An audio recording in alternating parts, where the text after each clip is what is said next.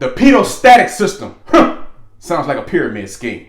Let's talk about how it really works. Let go! Boom! Your six-pack of instruments, no Heineken, is going to be what's going to get you through everything in aviation. So it's an absolute must that you understand not only how to use them in flight to your advantage, but you also need to understand how they work. And you must be asking yourself, why do I need to know the inner workings of everything and how everything works if I don't plan on just being a mechanic? I just want to be a pilot. It's a must that you know how they work as well, because if they're not working properly, then you know how to make the proper adjustments. So that's why you're going to be asked to learn about a lot of different systems from a mechanical standpoint. So you want to understand if it's working properly or not, and then what you can do about it. So you basically going to have to be a part-time mechanic, a part-time lawyer, because you're going to have to know all the rules and regulations, and then a full-time pilot and everything else just to get in the air and get your pilot's license. It's all part of the journey where you're going to have to wear many hats. So just accept that, embrace that, and get right into that thing. Six-pack, no Heineken, no Corona. Let's run that thing right now. Let go. Boom! Turn off the lights, and light a candle. One time, we are back off up in that thing with our Pitot-static system. Whenever you think about your six-pack of instruments, you can break them up into groups of three. You got 3 Heinekens and 3 Coronas. Those 3 Heinekens, that's your gyro instruments, and them 3 Coronas, that's your Pitot-static system instruments. They're groups of 3. So start right there by breaking that 6-pack out into groups of 3. The groups of 3 that's located inside the Pitot-static system are airspeed indicator, altimeter, and vertical speed indicator. These are the 3 that's going to be impacted by the Pitot-static system. But here's a key point about the Pitot-static system. It's not just one system. It's really 2 things operating concurrently there. You have a Pitot system, and then you have the static port of the system. That's why it's called the Pitot-static system. So don't think about it as one thing or one component that's leading and connecting to all 3 of these instruments. It's actually 2 different systems. They both work off of air pressure. That's the main thing, but they work differently off the air pressure, and there's different kinds of pressure. There's going to be the static pressure, as you can imagine, and then it's also going to be a dynamic pressure, which is more impacted by your relative wind. Those are the main things that you want to know. For example, let's start with that pitot tube right at the top of this thing. That looks very familiar. Looks like something that hangs up under your wing. You probably check it all the time when you do your pre-flight, which is great. They always tell you, of course, check this, make sure it's not clogged, not only at the beginning of the pitot tube, but you're also checking the drainage hole, making sure that's clear, and now you understand why you're checking this. Because if that's clogged, wouldn't that impact your airspeed indicator, a very necessary kind of instrument that you're going to need in the air? That's why you're checking that. So you're not just doing it just to check a box or go through a routine. It's very important to your flight to make sure that that passageway is clear. So that's the pitot tube that you're checking right there. So how does that even work, the pitot tube? So if it's sticking out on the wing right there, think about placement, where it is on the aircraft. Think about how it's always pointing right into, of course, the relative wind. Because relative wind is what? Relative wind is always flowing opposite the flight path. So if this little tube is always sticking out right up under that wing, looking all cool, then when that relative wind comes and connects with it, goes right into it, that's how it's getting its reading. That ram air is flowing right into there, and when it gets in there, it's inflating this little wafer that's inside of the airspeed indicator. And that's partially of what's giving you your reading. The second part is, you can see, not only is the airspeed indicator connected to the pitot tube, it's also connected to the static port. Think about where the static port is on your aircraft. Think about, it's not on the wing, it's not in the front of the aircraft, it's usually behind the engine cowling. Think about placement here of both of these devices, whether it's the pitot tube or the static port. Why would you put a static port behind the engine cowling? Simply put, it's not impacted by any other airway. Think about it, it's not impacted by the propeller when it's there, so it's not going to get a misreading from that through that little port, and it's also not impacted by the relative wind because it's on the side of the aircraft, so it's not being impacted by the relative wind like the pitot tube is. It's getting a vibration and absorbing that energy from, of course, what? The static air pressure that's happening on the outside, just measuring what's happening outside. And the reason why that's necessary is because when you're going up in the air, as the cliche says, that the higher you go, the thinner the air gets. That's the thinner the air gets. So with the air is getting thin, it needs to be measured, and it needs to be measured by your airspeed indicator so it can determine exactly how fast you're going. So it's using a combination of 2 things: the pitot tube, the relative wind, And then of course the static port with the static air measurement, understanding exactly how high you are and is determining what your airspeed is in the aircraft. That's the only instrument in the pitot-static system that uses both. That's the key point that you want to remember. The airspeed indicator is the only instrument in the pitot-static system that uses both the reading from the pitot tube as well as the static port. The other two instruments, altimeter and vertical speed indicator, only use the static port to determine their readings and calibrations. That is a major key that you want to understand there. And then next, you want to understand if anything was to happen to that pitot tube, what kind of reading would you get on that airspeed indicator? Let's say hypothetically a bug, some dirt, debris was to clog the beginning of this pitot tube. Then what would happen to your airspeed indicator? Think about it. You still have the drainage hole there. So air can still kind of flow out a little bit. It just won't be getting you a very accurate reading. So more than likely on your airspeed indicator, it will just drop and go immediately to zero. And that's all you will be getting out of it. Now let's just say it was clogged in two places. It's clogged not only in the beginning here, but the drainage hole is clogged. It's clogged really, really, really bad. Then what would happen with your airspeed indicator? Air isn't flowing at all through there because it's clogged in two places and you're not getting anything there. It will just be stuck in place. And you always want to check this because you always know that as you adjust your altitude, if you start to climb up or if you start to descend, you know that your airspeed is going to be impacted. Think about if you're in straight and level flight and you're at a nice airspeed and you know what that is, and then you decide to pitch up. What usually happens to your airspeed? It usually decreases. And then what usually happens if you were to pitch the aircraft down and go into just a nice descent, your airspeed, because gravity is also working with you as well, would increase. So if none of that is happening, if you're adjusting those controls and adjusting the configuration of the aircraft and nothing is happening on your airspeed indicator, that would be a clear sign something's wrong. It could be possibly clogged. It could be anything, bugs, debris, icing.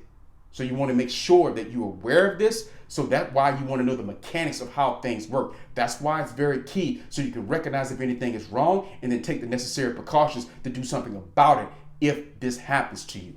Boom! Your altimeter is just connected to the static port. So it's only getting a reading from the static port. The pitot tube is not involved at all with your altimeter. So that's all you have to worry about is the static port reading. And all it's simply doing is the air is coming through based on where altitude you are. And say, for instance, you're at a high altitude, that thin air, the thinner the air gets, flowing through, and it's inflating that wafer, and it's letting that altimeter get a reading of that you're at a very high altitude. Say if you're at 6,500, 7,000, 8 bands, 10 bands, 11 bands, whatever you're doing in that thing is getting that reading from that static port. But let's just say you will start to descend. The lower you get, if the higher you get, the air gets thin, the lower you get, then what happens? The air gets thicker than a cold bowl of oatmeal. And when that air gets thick like that, it's going to, of course, compress that wafer. And when it compresses that wafer, it's going to give it a low reading and let it know that you're at a low altitude. So that's all this is doing right here. It's either compressing or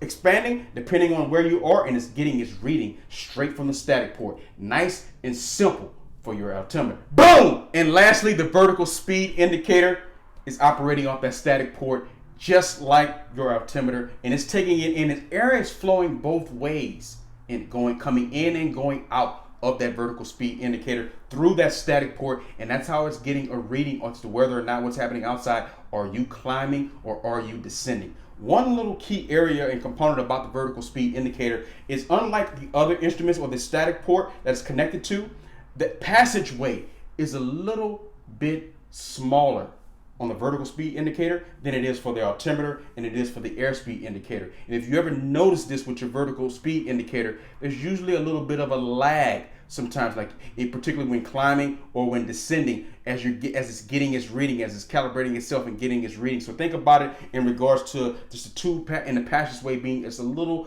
bit smaller there, that's causing that lag, but it operates the exact same way off that static port system. And key tip, let's just say that static port system was boom, it was clogged up. It was clogged up with a smiley face, baby. Then what would happen and what instruments would be impacted?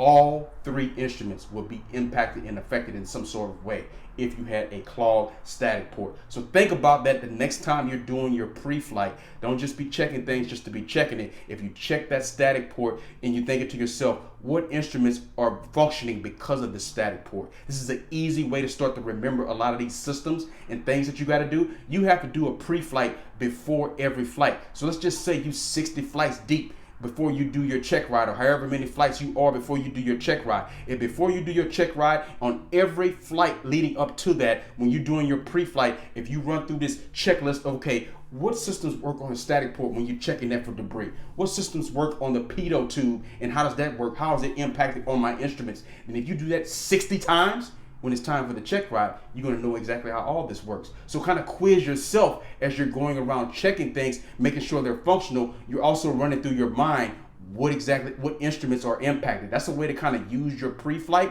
as a way to study, like studying on the job, that on the job kind of training. So when you're getting quizzed about it in an oral exam on your check ride, or anything that's happening on your written and knowledge test, boom, you in that thing. Boom! One of the reasons why the airspeed indicator is connected to both the pitot tube and the static port is because it needs to be connected to the static port to offset the air that's coming through the pitot tube. Because remember, you're not only going to get the relative wind that's going to come through and create that dynamic pressure through the pitot tube to get a reading, you're also going to get some static air coming through there as well. Why? Because static air is everywhere. It's just not moving, so it's everywhere, and a little bit is going to be coming through there. So it needs to offset that by getting that more accurate reading from the static port. That's why it's connected to both of these devices. And always be cognizant of the errors you can get from the pitot tube. For example, when things are straight and level like this, that dynamic air is coming through there nice and smooth. Everything is looking beautiful. But what if you're pitched up at a nice attitude? Now all of a sudden that air isn't connecting through that little hole. You've seen that little hole on the edge of the pitot tube. It's really small. How can that air comfortably get through there when you pitched up at that nice angle like that? It really can't. So that causes it to have a few errors here and there. And that's something you need to be cognizant of and aware of when you're dealing with the airspeed indicator that operates off the pitot tube. Boom! Your aircraft manufacturer is very aware of the error that can be caused by the pitot tube when certain high angles of attack are created by your aircraft. This is why in your pilot's operating handbook, there's an airspeed calibration chart that helps you correct for those errors, understanding that it's possible that it can happen in certain situations. Hey, boom! So let's talk about what to do in case any of this pops off and you get any of these ports plugged up in the air on you. Let's just say a smiley face flew up, you were 6 bands up in flight, smiley face flew up 6 bands, and they plugged up that static port. What exactly would happen to your instruments? Here, vertical speed indicator, it can't tell whether you're descending or ascending. All it's going to give you is a flat out 0 kind of reading. So even though you're going up, it's not reading it, and even if you're going down, it's just going to be stuck at 0. Of course, your altimeter, it's going to be stuck at your last altitude before you got clogged up, baby. So it's just going to be stuck there. If you were at 6,500, it's just going to stay at 6,500, even though you've been ascending and descending. And then the airspeed indicator. Your airspeed indicator will give you the illusion that it's actually still working, because it will be. But only difference is it'll be giving you a faster airspeed than what you're really going, because it won't have the outside air. Remember from the static port that determine exactly what's happening on the outside of the aircraft. So that would be a problem for you, making you think you're going faster than what you really are. So what can you do in that situation? In some new aircrafts, you do have an alternative static system on the inside of the aircraft. You can flip that switch and change over to that alternative static system and get you off of that outside exterior static port, and that can give you a little bit more of your readings back. It won't be as accurate as your static port on the outside, but something is always better than nothing. What if that pitot tube was clogged up? Let's say it was clogged up with icing. If it was clogged up with icing, obviously you have a heating system for your pitot tube. You can turn that on to try and get rid of some of that icing and kind of get yourself into a better situation. Oh no. Oh no, oh no, oh no. Let's just say you have that problem and you clogged up and you do not have an alternative static system on the inside of the aircraft that you're flying. What else can you do? You're going to be taught that you can break the glass on one of your static instruments, such as the vertical speed indicator. If you were to break that glass, then it can also find itself and get a reading going forward. So you want to be aware of that as well, because something is always better than nothing when trying to land the aircraft and trying to get yourself back on the ground safely. This is why it's a must to not only know how to use these systems and use these instruments in the sky, but know how they work. So if you get a bad reading, you understand why it's a bad reading and then what you can do about it in the sky so you can get back on the ground safe. Hey, boom, we back up in that thing. Studio lit up like a bachata party one time. You know what I'm talking about? Hey, don't forget to like this video, comment on this video, share this video, and subscribe to this channel. I am Donovan Batiste. Hey, this is Leadership Mindset. Big whoa. Hey, don't forget to subscribe to this channel for free, fun videos about everything that you need to know for you to become a pilot, because I want you to feel what pilots all over the world feel when we swinging and banging that thing one time. Hey, love you one time. Subscribe to this channel.